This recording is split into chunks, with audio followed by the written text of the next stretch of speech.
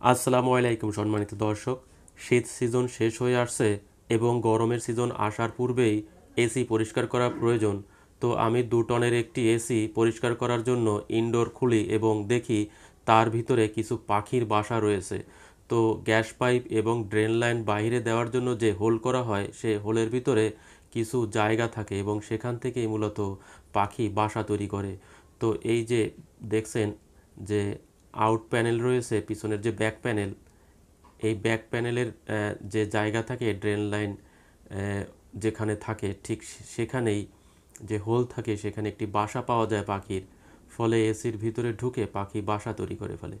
এই অবস্থায় কোনোভাবেই এসি চালানো ঠিক হবে না। এসির ইনডোর পরিষ্কার করে ইভাপোরেটরের ভিতরে যে ফিন্স রয়েছে তাও পরিষ্কার করতে হবে এবং এসির ফিল্টার পরিষ্কার করে সম্পূর্ণ পরিষ্কার করে তারপরে এসি অন করতে হবে। তো এই কারণে আমি এর যে ধুলাবালি রয়েছে বা পাখির বাসার যে অংশ রয়েছে তা পরিষ্কার করে নিচ্ছি।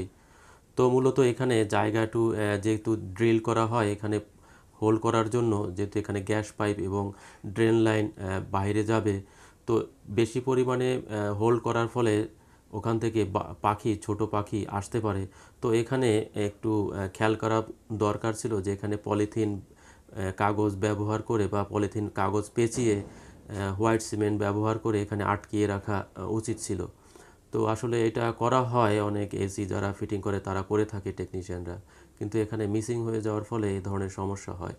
তো যেহেতু শীতের সিজন শেষ হয়ে গেছে, শীতের সিজনে মূলত পাখি এর ভিতরে বাসা তৈরি করে, এখানে ডিমও দেয়। তো সঙ্গত কারণে পাখির বাসা ভেঙে ফেলতে হয়, কারণ এসি চালাতে হবে, গরমের সিজন আসছে। তো এই কারণে মূলত আমি পরিষ্কার করার জন্যই এসির ইভাপোরেটর খুলি, তাতে এই পাখির বাসা দেখতে পাই।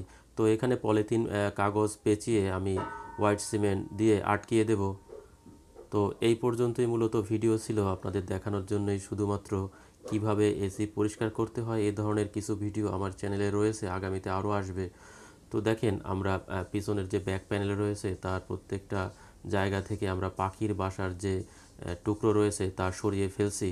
তো এই পলিথিন কাগজ এখানে পেঁচিয়ে, পাইপের সাথে পেঁচিয়ে হোলটি আমরা বন্ধ করে দেবো, যেখানে ড্রিল করা হয়েছিল, একটু বেশি পরিমাণে ড্রিল করা হয়েছিল। এই যে দেখেন বাইরের যে আলো তা দেখা যাচ্ছে। তো এখান থেকে মূলত একটি ক্যাবেল, যে আউটডোরে ক্যাবেল যায় এবং গ্যাস পাইপ এবং ড্রেন লাইন আউট হয়, এই কারণেই মূলত এখানে হোল করা হয়। তো এখানে মূলত বন্ধ করে দিলেই হোয়াইট সিমেন্ট ব্যবহার করে তাহলে সমস্যার সমাধান হয়ে যাবে এবং বৃষ্টির পানিও এখান থেকে আসতে পারবে না।